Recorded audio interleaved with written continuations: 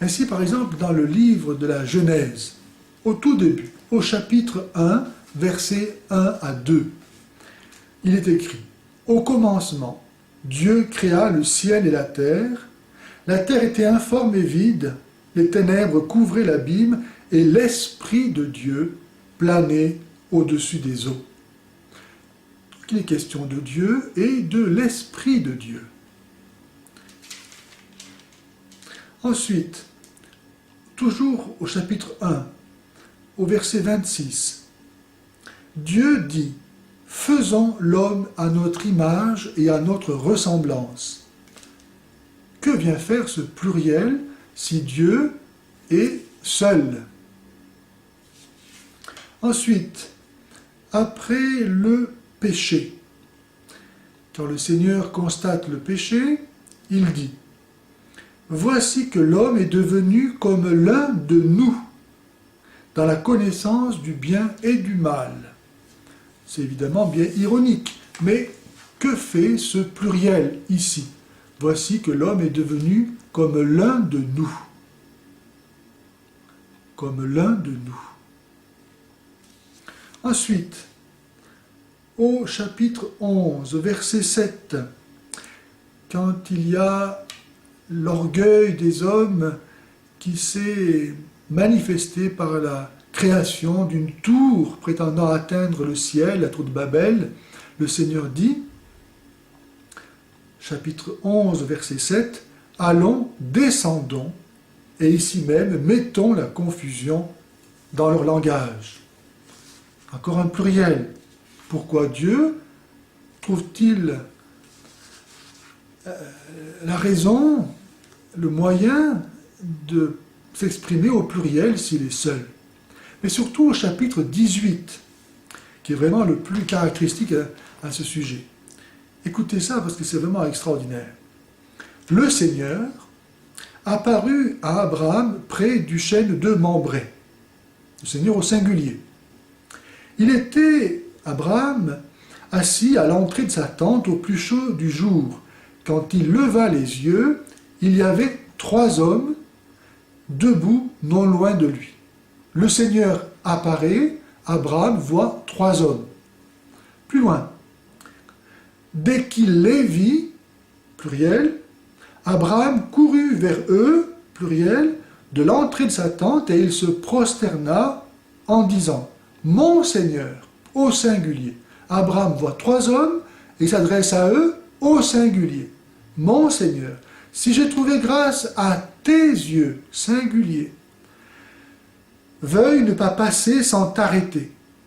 Qu'on apporte un peu d'eau, vous laverez les pieds. » Pluriel. Et ainsi, tout le chapitre 18 est une imbrication entre le singulier et le pluriel. Il faut lire ce chapitre. Ensuite, dans le prophète Isaïe, au chapitre 6, lorsque le prophète voit la gloire de Dieu dans le temple, et les anges qui chantent, qui glorifient Dieu, qu'est-ce qu'ils chantent? Ils disent « Saint, Saint, Saint est le Seigneur ». 3 fois Saint. Pourquoi disent-ils 3 fois Saint? C'est Dieu est unique. Ensuite, au livre des Proverbes, nous lisons au chapitre 8, versets 22 à 27. Yahvé, le Seigneur, m'a créé, ce fut le début de son œuvre. Avant toutes ses créatures, depuis toujours, il m'a engendré. Avant les siècles, je fus engendré, dès le commencement, bien avant la terre. Qui parlait ainsi? Qui dit que Dieu l'a engendré avant la création du monde? Les océans n'étaient pas là quand je suis né, pas une des fontaines d'où jaillissent les mers. Le Seigneur n'avait pas fait la terre et la campagne. J'étais là quand il mit les cieux en place. Qui parle ainsi? Qui est cette sagesse par laquelle Dieu a tout créé et qui était là avant la création du monde? Pareil au livre du Siracide, chapitre 24, versets 1 à 9. Voici que la sagesse fait son propre éloge. Je suis sortie, dit-elle, De la bouche du Très-Haut, et comme un brouillard, j'ai recouvert la terre. Dans les hauteurs du ciel est ma demeure, mon trône est dans la colonne de nuée. Le Créateur de toutes choses m'a donné un ordre. Celui qui m'a engendré m'a indiqué où dresser ma tente. Il m'a dit, installe-toi en Jacob, qu'Israël soit ton domaine. On voit ainsi ici que la sagesse de Dieu, qui était donc avant la création du monde, parle en son nom propre et se réfère à Dieu. Le psaume 110 que Jésus a cité pour annoncer le mystère de la Trinité. Donc, psaume 110, verset 1. Le Seigneur a dit à mon Seigneur, siège à ma droite. C'est David qui parle ainsi. Si lui-même est le roi d'Israël, qui peut-il y avoir entre le Seigneur et lui, qu'il appelle lui-même Seigneur? Est-ce qu'il y a deux Seigneurs?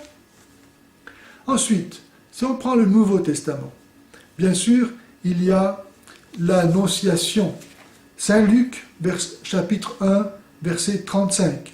L'archange Saint Michel qui dit à la Vierge Marie, « L'Esprit Saint viendra sur toi, la puissance du Très-Haut, voilà, l'Esprit Saint, qui est la puissance du Très-Haut, te prendra sous son ombre, c'est pourquoi l'enfant qui naîtra sera appelé Fils de Dieu. » On voit là une expression de la Trinité. Il y a l'Esprit Saint, il y a le Très-Haut, et il y a le Fils du Très-Haut. On pourrait prendre encore au chapitre 3 de Saint Matthieu, au moment du baptême de Jésus, Saint Jean-Baptiste, qui voit les cieux s'ouvrir lorsque Jésus sort de l'eau du baptême, et l'Esprit descendre comme une colombe, et s'arrêter sur Jésus. Et une voix se fait entendre du ciel, « Celui-ci est mon Fils, le bien-aimé, celui en qui je me complais. » Donc, qui dit « Celui-ci est mon Fils » sinon le Père? Nous voyons ici le Père, le Fils et l'Esprit Saint qui apparaît comme une colombe. Et je rappelle que tous ces textes appartiennent à la Bible juive et que les Juifs ne croient pas en la Trinité. Ce ne sont donc pas les chrétiens qui ont trafiqué leurs Écritures pour faire croire à la Trinité.